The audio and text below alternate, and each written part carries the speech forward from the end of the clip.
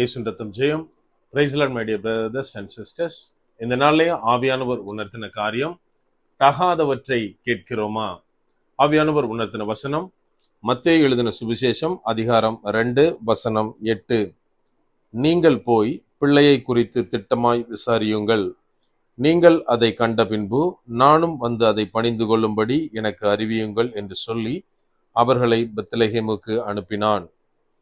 And he sent them to Bethlehem and said, Go and search diligently for the young child, and when you have find him, bring me word again, that I may come and worship him also.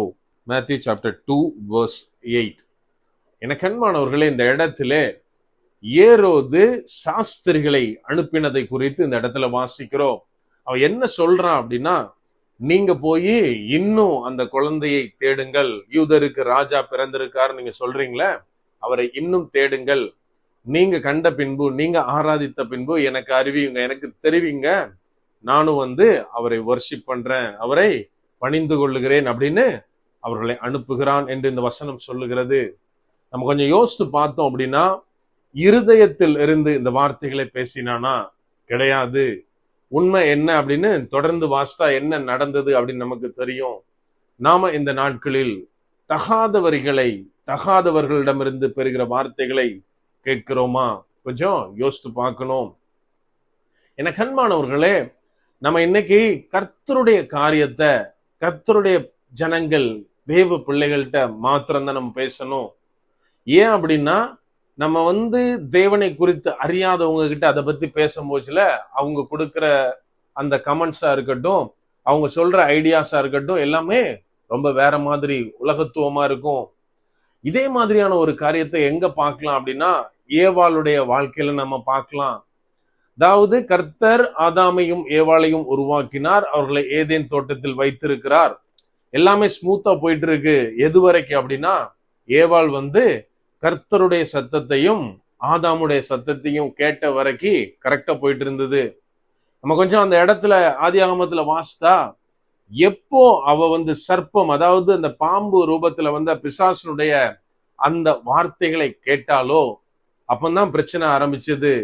கர்த்தர் விளக்கின கனியை உண்டால் சாபத்துல விழுந்தார்கள். அதெல்லாம் நாம் அறிந்திருக்கிறோம். எனக்கு அன்பானவர்களே, இங்க என்ன பிரச்சனை அப்படின்னா, வேண்டாத காரியத்தை அவ கேட்டது மாத்திரம்தான் பிரச்சனையே. ஏன் அப்படின்னா, அவர் ரிவீல் பண்றா கர்த்தர் சொன்னதை. கர்த்தருக்கு பிரியமில்லாத, கர்த்தருக்கு விரோதியா இருக்கிற ஒரு சர்ப்பத்தினிடத்தில் அவ வந்து தேவன் சொல்லிய வார்த்தைகளை ரிவீல் பண்ணதுதான் ஆரம்பம். நாம இன்னைக்கு என்ன மாதிரியா இருக்கிறோம்? இங்க சாஸ்திரிகளும் இதே மாதிரி தான். அதாவது அவங்க வானசாஸ்திரத்தின் வழியாக தீர்க்க தரிசன ஆகமங்களை படித்திருக்கலாம். இதெல்லாத்தையும் கன்க்ளூட் பண்ணி அவங்க நட்சத்திரம் தோன்றின காலத்தில் நட்சத்திரத்தை பின்பற்றி யூதருக்கு ராஜாவாக பிறந்திருக்கிற இயேசுவை பார்க்க வந்தார்கள். வழியில என்ன ஆகுது அப்படின்னா, அவங்க பெத்லெகேமுக்கு போறதுக்கு பதிலா டைவர்ட் ஆகி ஏரோதுடைய அரண்மனைக்கு, எருசலேமுக்கு வந்துட்டாங்க.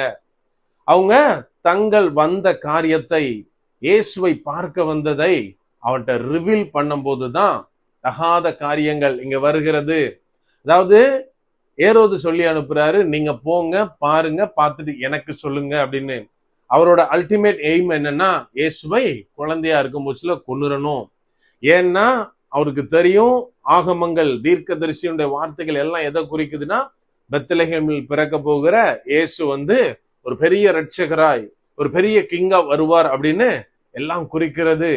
ஆகவே அதை வந்து சின்ன குழந்தையா இருக்கும் போதுல கொல்லணும் அப்படின்றத எய்ம். பட் என்னன்னா, அந்த வார்த்தை எப்படி வெளியே வருதுன்னா, நானும் வந்து பணிந்து கொள்ளும்படியாக எனக்கு அறிவியுங்கள். என கண்மானவர்களை, இன்னைக்கு நம்மை சுற்றி இருக்கிற எல்லார்ட்டையும் வந்து நம்ம வந்து தேவனுடைய காரியங்களை, தேவன் எனக்கு வெளிப்படுத்தின காரியங்களை சொல்லும் போச்சுல வெளிப்படையாக அவர்கள் வந்து, ஓ பிரைஸ் காட், சூப்பர் பிரதர், தேவன் இந்த காரியத்தை வெளிப்படுத்தினாரா அப்படி இப்படின்னு அநேக காரியங்கள் சொல்லலாம். ஆனால் தேவன் மாத்திரம்தான் ஒவ்வொருத்தர் இருதயத்தின் நினைவுகளையும் அறிந்திருக்கிறார். ஆகவே எனக்கு அன்பானவர்களே, நம்ம செய்ய வேண்டிய ஒரே ஒரு காரியம் என்னன்னா, வேண்டாத இடத்தில், தகாத நபர்களிடத்தில் தேவனுடைய தரிசனங்களையும் வெளிப்பாடுகளையும் திட்டங்களையும் முதலாவது சொல்லக்கூடாது.